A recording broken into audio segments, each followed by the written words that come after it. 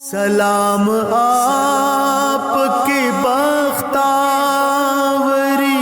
کو اے فاروق، میرے حضور کی صحبت سے فیض یاب ہیں آپ۔ سلام اللہم صلی علی سیدنا و مولانا محمد وعلی آلہ و اصحابہ وبارک وسلم علیہ۔ اعوذ باللہ من الشیطان الرجیم، بسم اللہ الرحمن الرحیم۔ پروگرام سلام شہدائے کربلا کے ساتھ میں ہوں آپ کی میزبان ہمار سنان۔ ناظرین کرام، آج کے اس پروگرام میں ہم اس ہستی کا ذکر کرنے جا رہے ہیں، اس ہستی کے ذکر کرنے کی سعادت حاصل کرنے جا رہے ہیں کہ جن کے بارے میں یہ کہا جاتا ہے کہ وہ سرکار مدینہ خاتم النبیین حضرت محمد مصطفیٰ صلی اللہ علیہ وآلہ وسلم کے اوصاف حمیدہ کے مظہر عتم تھے۔ یہ ہستی وہ ہستی ہیں کہ جن کی صفات کاملہ کے نہ صرف اپنے بلکہ غیر بھی معترف تھے۔ ان کی شخصیت کے اتنے فضائل، اتنے پہلو، اتنے ایسپیکٹس ہیں کہ جن کو شاید اس قول سے سمجھا جا سکتا ہے کہ سیدنا عمر فاروق رضی اللہ تعالیٰ عنہ کے فضائل بیان کرنے کے لیے عمر نوح چاہیے۔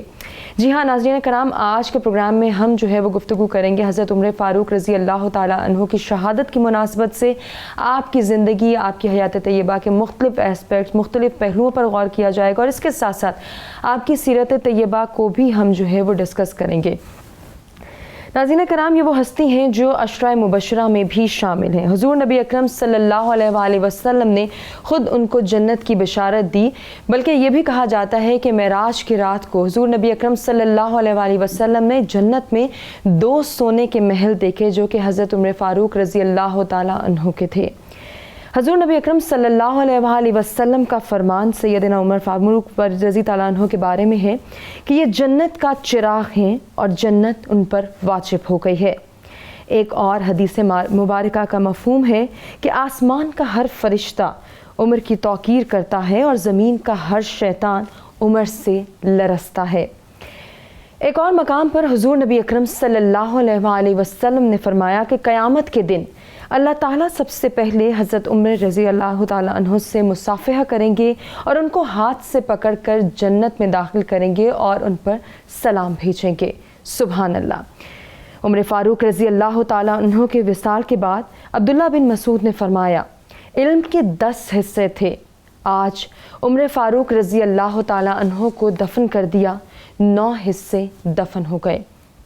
ناظرین کرام، آج کے پروگرام میں ہم احاطہ کریں گے حضرت عمر فاروق رضی اللہ تعالیٰ عنہ کی سیرت مبارکہ کا۔ سلام آپ کی بختاوری کو اے فاروق، میرے حضور کی صحبت سے فیض یاب ہیں آپ۔ سلام آپ کی بختاوری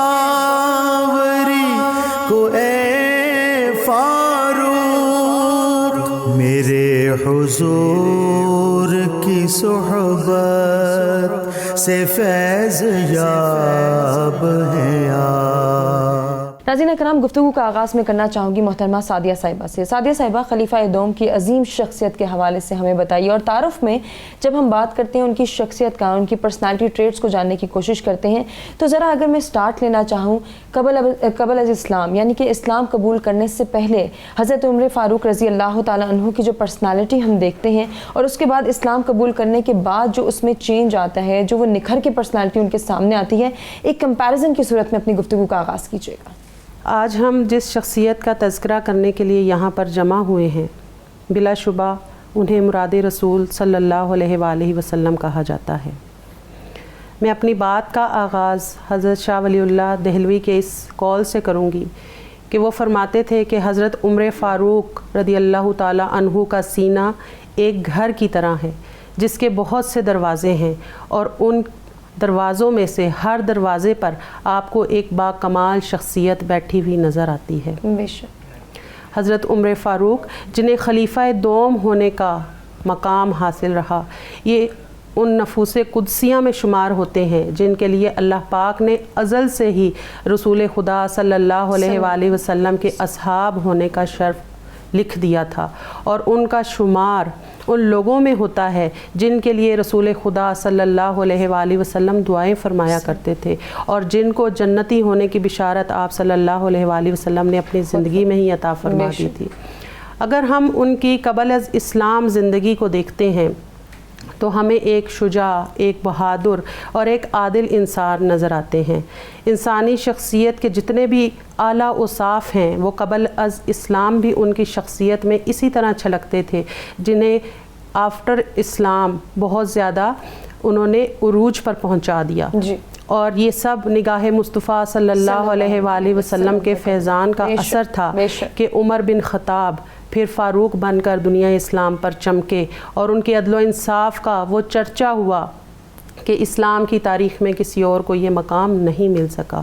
ناظرین اکرام، گفتگو کے سلسلے کو آگے بڑھانا چاہوں گی محترمہ راضیہ نوید صاحبہ۔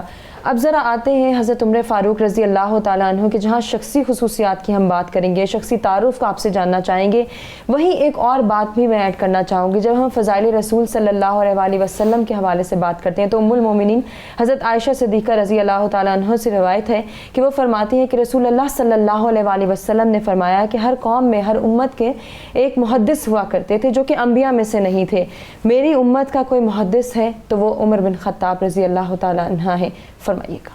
جب سیدنا عمر فاروق رضی اللہ تعالیٰ عنہ نے سرکار دو عالم صلی اللہ علیہ وسلم کے دست اقدس پر اسلام قبول کیا تو اس کے بعد آپ کا سوال یہ تھا سرکار صلی اللہ علیہ وآلہ وسلم سے کہ کیا ہم حق پر نہیں ہیں؟ یہ سوال ان کے ذہن میں کیوں پیدا ہوا؟ اس کی وجہ یہ تھی کہ اب تک مسلمان جو تھے وہ خفیہ اور پوشیدہ طور پر اللہ کی عبادت کر رہے تھے، تو ان کے ذہن میں آیا کہ اگر ہم حق پر ہیں، سچ پر ہیں، پھر تو ہمیں بڑا بولڈلی اور بڑے بہادرانہ انداز میں جرت کے ساتھ لوگوں کا مقابلہ کرنا چاہیے۔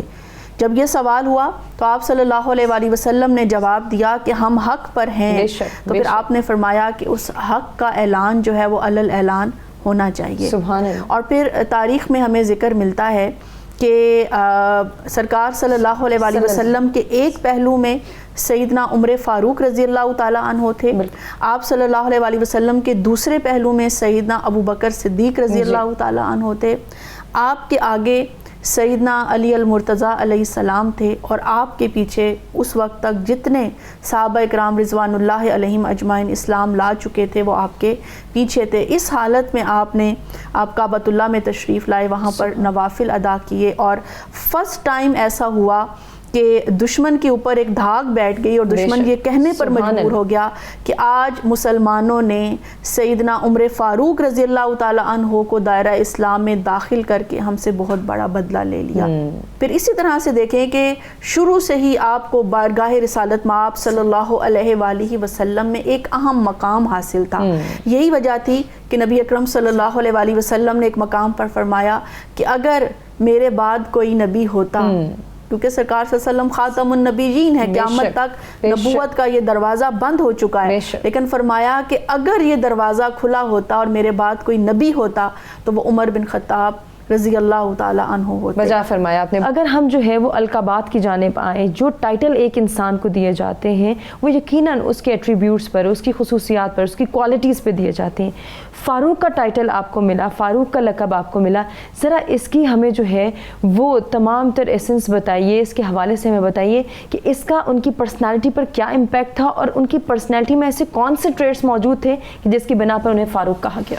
دیکھیے ہما، جو لقب ہے نا، آپ یہ دیکھیے کہ حضرت فاروق رضی اللہ تعالیٰ کو یہ لقب دیا کس نے ہے؟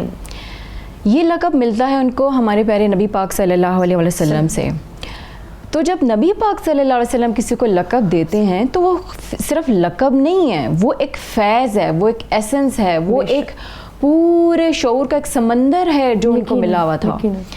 اب جب ہم ایمان کا ایسنس دیکھتے ہیں، ایمان کی جو خوبصورتی دیکھتے ہیں، دیکھیں وہ 4 ایٹریبیوٹس میں ہے، وہ ہے صدق، عدل، حیا اور علم۔ یہ وہ 4 ایٹریبیوٹس ہیں جو 4 خلفائے راشدین کے دور میں اپنے عروج پہ تھے، اور یہ وہ نبی پاک صلی اللہ علیہ وسلم کا فیض ہے جو ہر اپنے صحابہ اکرام کے تھرو جو ہے وہ اس کا پریکٹیکل مینیفیسٹیشن ہمیں نظر آتا ہے۔ عدل وہ فیض تھا نبی پاک صلی اللہ علیہ وسلم کا جو حضرت عمر فاروق رضی اللہ تعالیٰ کے تھرو پوری سوسائٹی کے اندر سسٹم کے اندر مینیفیسٹ ہو رہا ہے. دیکھیں فاروق کا مطلب ہے فرق کرنا. کس میں فرق کرنا؟ حق اور باطل میں فرق کرنا. آپ دیکھیں قرآن مجید کی آیت ہے, اللہ تعالیٰ فرماتا ہے کہ حق کو باطل میں مکس مت کرو, حق کو باطل میں آپس میں جوڑو مت. اب جب آپ کی بیس, آپ کی سول, آپ کی ایسنس, آپ کی فطرت جو ہے وہ حق پہ بنی ہے, تو ظاہری بات ہے آپ کا نظام, آپ کے طرز فکر, آپ کا شعور اور آپ کی جو سوسائٹی کے اندر پیٹرن چل رہے ہیں ان کو بھی حق پہ ہونا چاہیے, کیونکہ فارمولہ تو ایک ہے. یقیناً صحیح. تو وہ جو عمر فاروق رضی اللہ عنہ جب حق اور باطل کی بات کرتے ہیں تو آپ ان کا وہ پورا سسٹم چیک کریں, وہ شارپ ڈفرنس ہے. آپ کو کہیں پہ اس میں جو ہے وہ کو ایگزسٹنس نظر نہیں آتی ہے حق اور باطل. وہ بالکل ایک کہتے ہیں نا پل صراط کے اوپر سے آپ نے گزرنا اور بالکل تلوار کی دھار سے زیادہ باریک ہے. وہ باریک بیسکلی کیا ہے؟ وہ یہ فرق ہے. اور یہ فرق آپ کی سوچ میں, آپ کے ایکشنز میں, آپ کی ری ایکشنز میں, آپ کے سسٹم میں ہونا چاہیے. بالکل. حضرت عمر فاروق رضی اللہ عنہ کی زبردست مینیفیسٹیشن ہے. دیکھیں نبی پاک صلی اللہ علیہ وسلم نے فرمایا حق عمر کی زبان پہ جاری ہو گیا ہے. بے شک. اور جس راستے سے آپ گزرتے ہیں شیطان وہاں پہ نہیں گزرتا. یہ بڑی خوبصورتی کے ساتھ آپ نے اس بات کو بیان کیا. ناظرین کرام, ہم اسی کو کنٹینیو کریں گے. اور جب ہم بات کرتے ہیں حضرت عمر فاروق رضی اللہ تعالیٰ عنہ کے دور خلافت کی, دور حکومت کی, تو وہاں ہمیں ان کی پرسنالٹی کس طرح سے نکھرتی ہوئی سامنے آتی دکھائی دیتی ہے. اور اس کے ساتھ ساتھ وہ جو ان کی تمام شخصی خصوصیات جن کا تذکرہ ہماری تینوں مہمانوں نے کیا, کہ جس میں شجاعت ہے, بہادری ہے, دلیری ہے, دلاوری ہے, جانثاری ہے, اور ایک سچے عاشق رسول صلی اللہ علیہ وآلہ وسلم کے طور پر بھی وہ سامنے آتے ہیں. اسی گفتگو کے سلسلے کو آگے بڑھائیں گے, مزید بھی انہی کے حوالے سے گفتگو کریں گے. ہم ایک بریک کی جانب بڑھ رہے ہیں, بریک سے واپس آتے ہیں, کنٹینیو کرتے ہیں. سلام آپ کی بختاوری کو اے فاروق, میرے حضور کی صحبت سے فیض یاب ہیں آپ. سلام آپ کی بختاوری کو اے فاروق, میرے حضور کی صحبت سے فیض یاب ہیں آپ. سلام جی ناظرین, پروگرام میں ایک مرتبہ پھر سے آپ کو کہیں گے خوش آمدید. آج کے پروگرام میں جس موضوع کا ہم نے انتخاب کیا ہے وہ ہے حضرت عمر فاروق رضی اللہ تعالیٰ عنہ کی شہادت. ان کی پرسنالٹی ٹریٹس پر بات ہو رہی ہے, ان کے تمام تر خصوصیات کو ہم ڈسکس کریں, جس میں شجاعت ہے, بہادری ہے, دلیری ہے, دلاوری ہے, جانثاری ہے, اور وہ سچے عاشق رسول صلی اللہ علیہ وآلہ وسلم بھی ہیں. ناظرین کرام, شاعر نے حضرت عمر فاروق رضی اللہ تعالیٰ عنہ کے حوالے سے کیا خوب کہا ہے کہ قرآن کی آیات یہ دیتی ہیں گواہی, قرآن کی آیات یہ دیتی ہیں گواہی, تقویٰ جسے کہتے ہیں وہ کردار عمر ہے. سبحان اللہ. گفتگو کے سلسلے کو آگے بڑھانا چاہیں گے, سعدیہ صاحبہ سے گفتگو کریں گے. سعدیہ صاحبہ, اب تک ہم جو ہے وہ حضرت عمر فاروق رضی اللہ تعالیٰ عنہ کی شخصی خصوصیات کے حوالے سے بات کرتے ہیں, آپ کے فضائل کو ہم نے ڈسکس کیا. ذرا ہمیں یہ بھی بتا دیجئے نگاہ نبوت صلی اللہ علیہ وآلہ وسلم میں آپ کا جو مقام, آپ کا جو رتبہ, آپ کا جو کردار ہے, اس کے حوالے سے مثالاً آپ کچھ فرمانا چاہیں, کسی روایت کا یا کسی واقعے کا تذکرہ کرنا چاہیں تو کر دیجیے.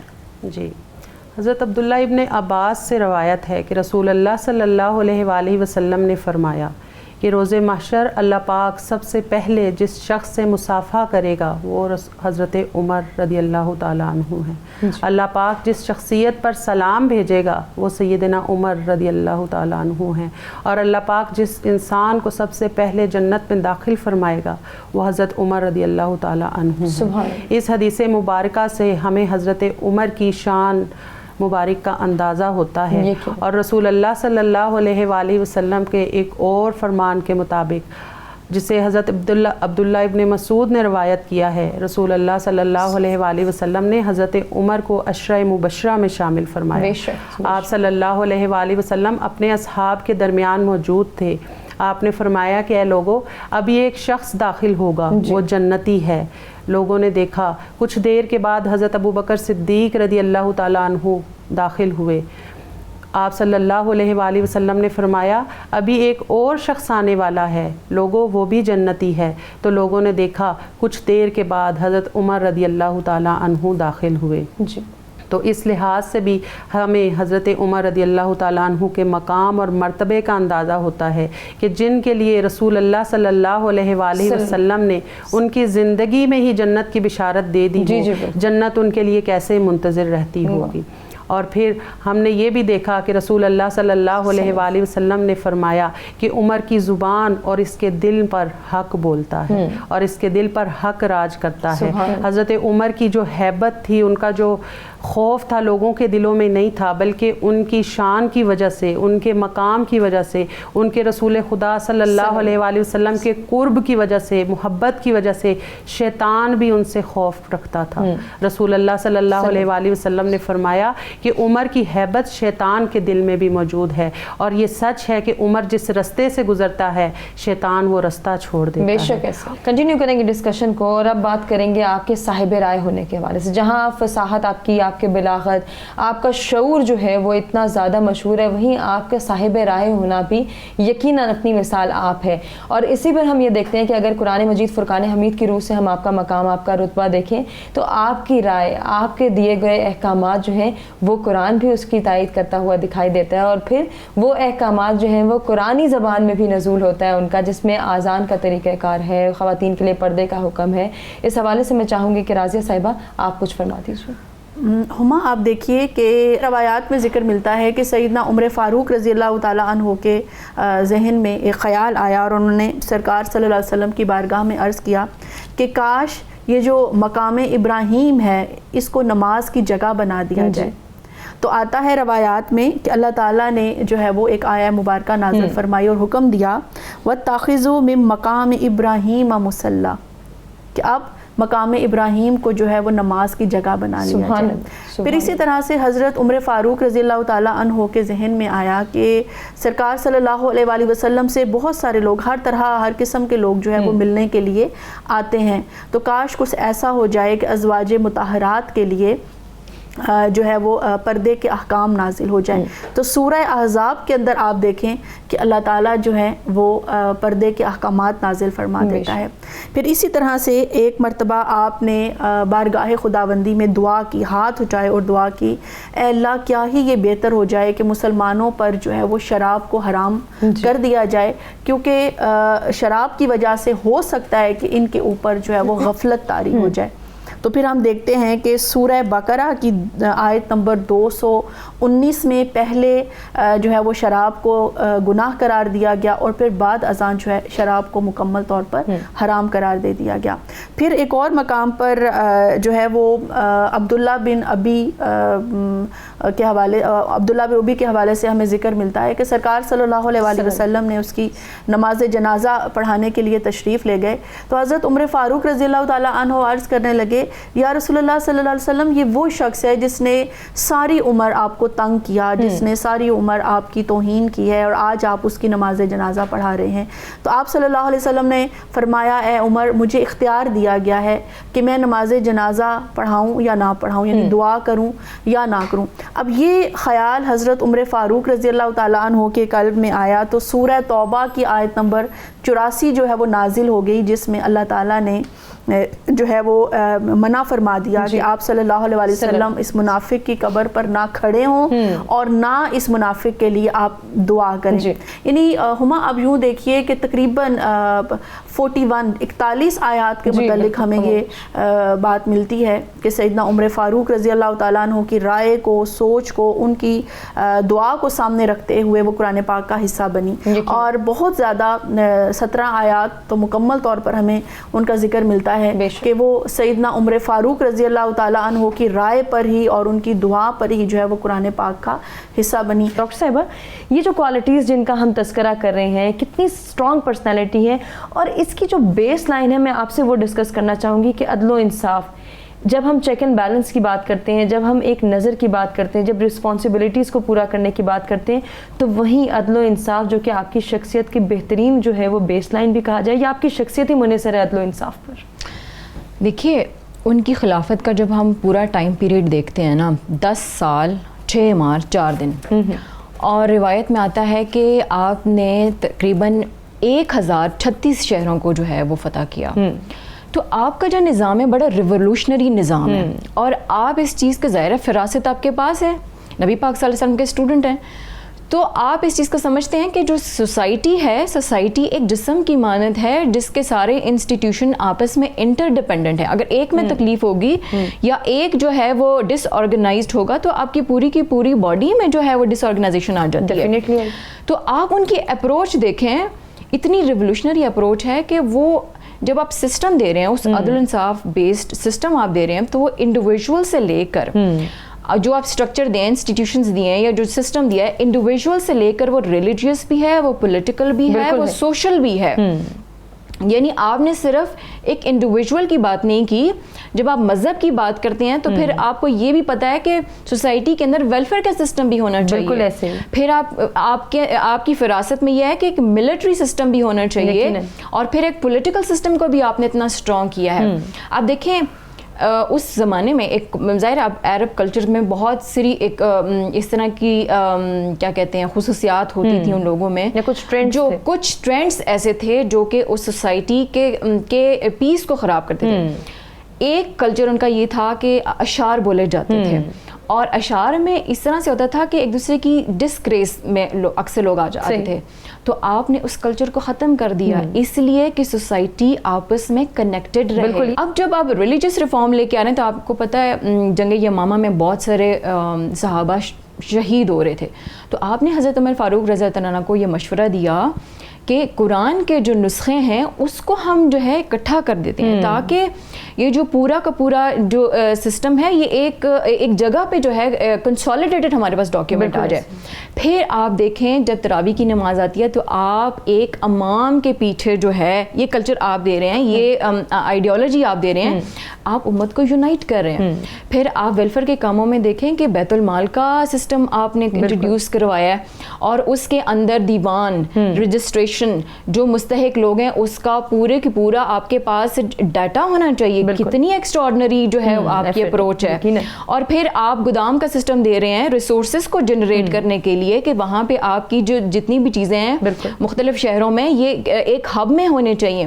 اور پھر آپ کمیونیکیشن کا سسٹم اتنا اسٹرانگ ہے. ظاہر ہے آپ کی تو ہر چیز میں نظر تھی، پورا سسٹم ایک شہر تو نہیں تھا، اتنی بڑی آپ کی سلطنت ہے، تو آپ نے کمیونیکیشن کا سسٹم اتنا اسٹرانگ کیا، وظائف مقرر کیے، وظائف آپ نے مقرر کیے، بچوں کے لیے وظائف مقرر کیے.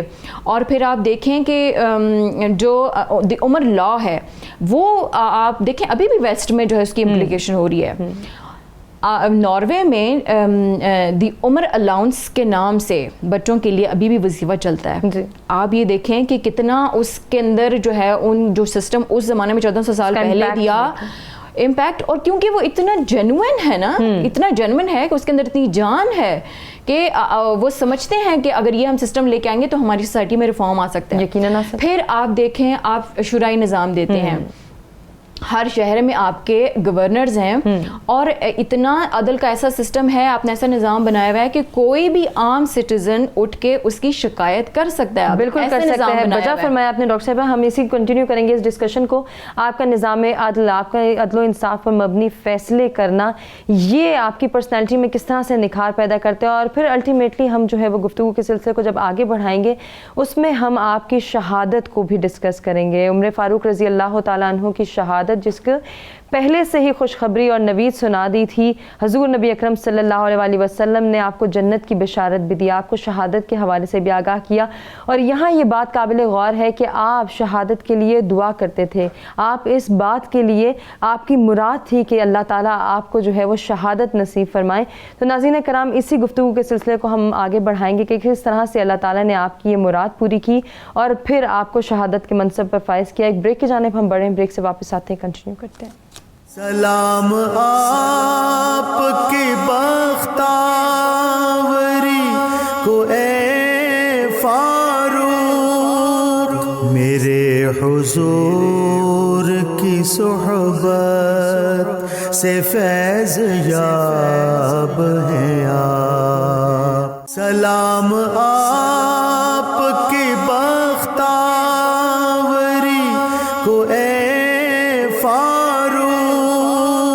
میرے حضور کی صحبت سے فیض یاب ہیں آپ، سلام جی ناظرین، ویلکم بیک۔ پروگرام میں ایک مرتبہ پھر سے آپ کو کہیں گے خوش آمدید۔ گفتگو کے سلسلے کو آگے بڑھائیں گے۔ حضرت عمر فاروق رضی اللہ تعالیٰ عنہ کے حوالے سے بات ہو رہی ہے۔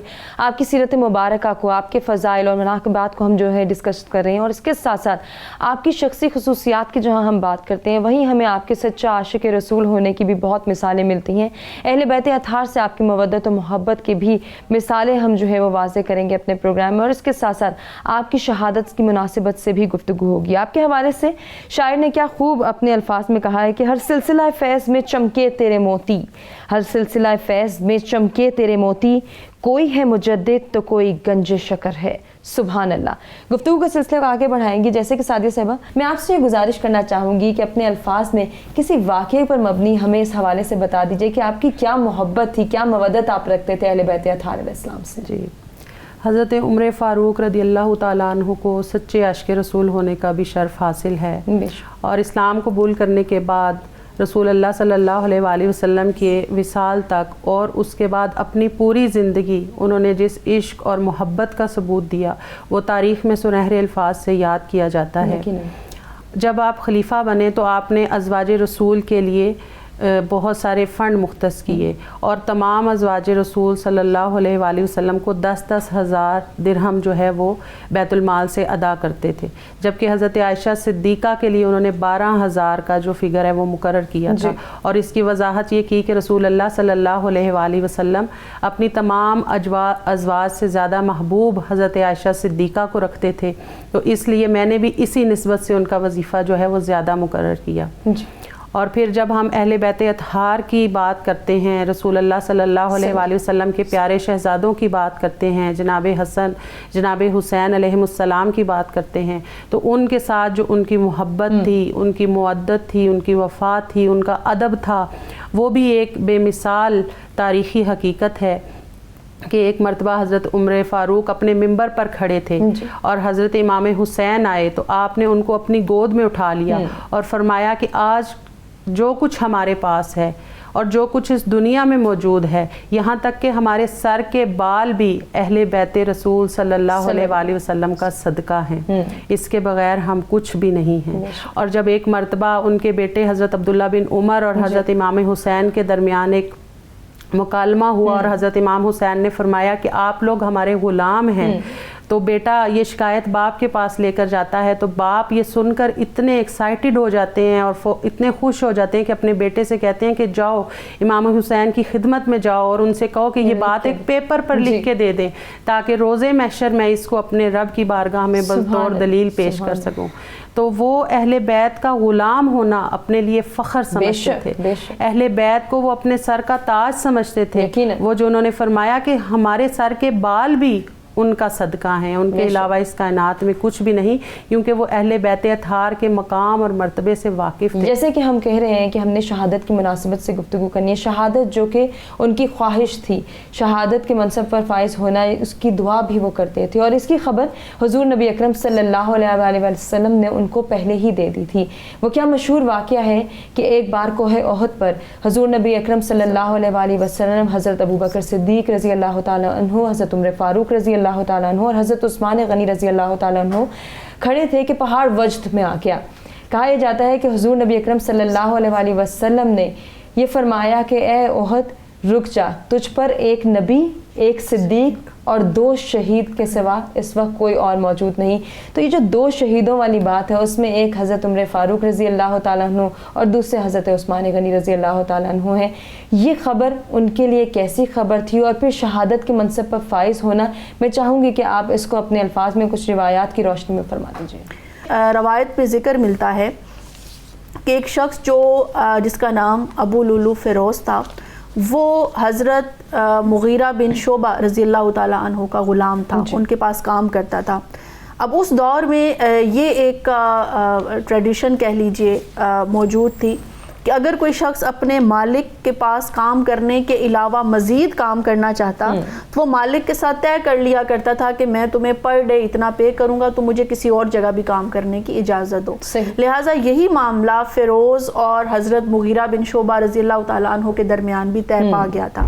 لیکن اس شخص کو شکایت یہ تھی کہ مجھ سے وہ جو پر ڈے ٹیکس کہہ لیجئے یا جو معاوضہ لیتے ہیں وہ زیادہ ہے, اس میں کمی کی جائے. اور وہ حضرت عمر فاروق رضی اللہ تعالیٰ عنہ کے پاس آتا ہے اور کہتا ہے کہ میرے یہ جو مجھے معاوضہ ادا کرنا پڑتا ہے اس میں کمی کی جائے.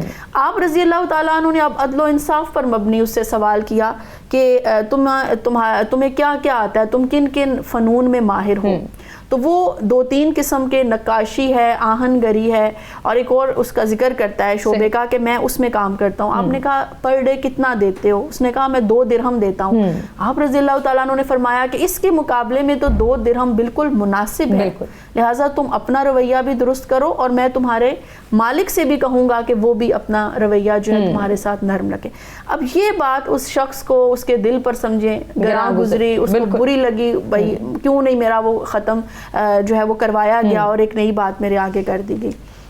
جب وہ اٹھنے لگا تو آپ رضی اللہ تعالیٰ عنہ نے اس سے کہا کہ میرے سننے میں آیا ہے کہ تم ہوا سے چلنے والی چکی بہت خوبصورت بناتے ہو.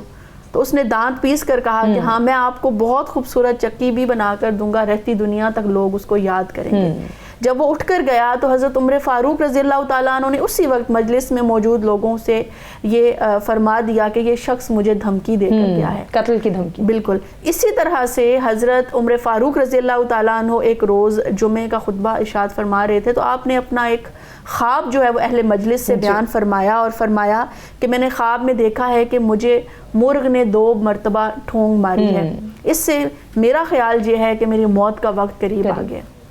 اب ادھر فیروز جو ہے اپنے دل کے اندر بغض تھا, کینہ تھا, جو نفرت تھی, وہ اس کی وجہ سے اس نے پلان کر لیا کہ میں نے سیدنا عمر فاروق رضی اللہ تعالیٰ عنہ کو قتل کرنا ہے. اور اس سلسلے میں جب حضرت عمر فاروق رضی اللہ تعالیٰ عنہ نماز فجر کے لیے مسجد میں تشریف لائے تو اس وہ ایک ممبر کے پیچھے جو ہے ایک ستون کے پیچھے چھپ کر بیٹھ گیا اور پھر خنجر سے دوران نماز اس نے وار کیا. لیکن یہاں پر بھی ہما آپ سیدنا عمر فاروق رضی اللہ تعالیٰ عنہ کا فنا فی اللہ کا جو مقام تھا وہ دیکھیے کہ آپ نے نماز نہیں توڑی بلکہ اپنے پشت پر کھڑے حضرت عبد الرحمن بن عوف رضی اللہ تعالیٰ عنہ کا نام ملتا ہے کہ ان کو کھینچ کر آپ نے اپنی جگہ جائے نماز پر کھڑے کیا تاکہ امامت جو ہے وہ ٹوٹے نہیں, جاری رہے. اپنی نماز کو بھی مکمل کیا اور اس کے بعد پھر جب وہاں پر جو حاضرین موجود تھے انہوں نے اس قاتل کو بھی پکڑ لیا اور بعد میں پھر اس نے خودکشی کر لی. اچھا, اس حوالے سے یہ جو حملہ ہوا 26 ذی الحج 23 ہجری کو ہوتا ہے اور 4-5 دن یعنی مرض الموت میں مبتلا رہنے کے بعد حضرت عمر فاروق رضی اللہ تعالیٰ عنہ یکم محرم الحرام کو جام شہادت نوش فرماتے ہیں. اب جب ڈاکٹر صاحبہ ہم بات کرتے ہیں, ہم یہ دیکھتے ہیں کہ حضرت عمر فاروق رضی اللہ تعالیٰ عنہ کی جو پرسنالٹی ہے وہ ہمیں ایک درس دیتی ہے, ایک سبق دیتی ہے, ایک پیغام دیتی ہے. میں آپ سے گزارش کرنا چاہوں گی اس پیغام کے حوالے سے, اس واقعے کے حوالے سے, اس پرسنالٹی ان کی جو ایک خاص امپیکٹ کریٹ کرتی ہے, جس کی چھاپ رہتی دنیا تک رہے گی اور تمام تر لوگ جو ہیں اس سے استفادہ کر سکیں گے, آپ اس پر کیا کہنا چاہیں گی پیغامی صورت میں؟ یونیورسلٹی ہے, عالمگیریت ہے. آپ کا سسٹم صرف 1400 سال پہلے کے لیے نہیں, صرف مسلمانوں کے لیے نہیں, پوری دنیا کے لوگوں کے لیے وہ ایک بیسٹ رول ماڈل ہے. اس ٹائم ہمیں ضرورت ہے ریوائیو کریں ان پوری پریکٹسز کو اور سسٹم کو, اس لا کو, اس کو امپلیمنٹ کریں, کیونکہ ان کا جو اصول ہے نا بیسک وہ اللہ اور اللہ کا قانون ہے, اللہ کی کتاب ہے.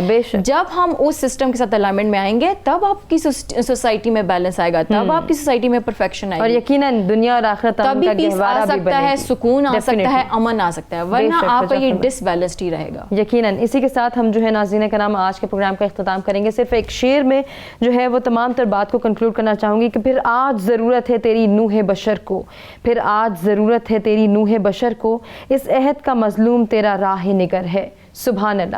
حضرت عمر فاروق رضی اللہ تعالیٰ عنہ کی شہادت کی مناسبت سے, ان کی شخصی خصوصیات کی مناسبت سے ہم نے گفتگو کی. امید کرتے ہیں کہ ناظرین آپ کو یہ گفتگو پسند آئی ہوگی. اپنی تمام مہمان گرامی کا میں شکریہ ادا کرنا چاہوں گی, جن سے بہت کچھ سیکھا. آپ سے چاہیں گے اجازت تو جاتے جاتے نور فاطمہ سے یہ گزارش کرنا چاہوں گی کہ وہ آج کے دن کی مناسبت سے حضرت عمر فاروق رضی اللہ تعالیٰ عنہ کی مناسبت سے مناقب پیش کریں. وفاؤں کا عنوان فاروق اعظم, وفاؤں کا عنوان فاروق اعظم، محبت کی پہچان فاروق اعظم۔ عمر انتخاب خداوند عالم، عمر انتخاب خداوند عالم، محمد کا احسان فاروق اعظم، محمد کا احسان فاروق اعظم۔ خدا کے نبی نے جو مانگا خدا سے، خدا کے نبی نے جو مانگا خدا سے، تو لے آئے ایمان فاروق اعظم۔ کتاب اللہ ہے کرتی تصدیق جس کی، کتاب اللہ ہے کرتی تصدیق جس کی، وہی تو ہے ذیشان فاروق اعظم، وہی تو ہے ذیشان فاروق اعظم۔ غلامان احمد کے ساجد ہیں آقا، غلامان احمد کے ساجد ہیں آقا، بہر طور ہر آن فاروق اعظم، بہر طور ہر آن فاروق اعظم۔ وفاؤں کا عنوان فاروق اعظم۔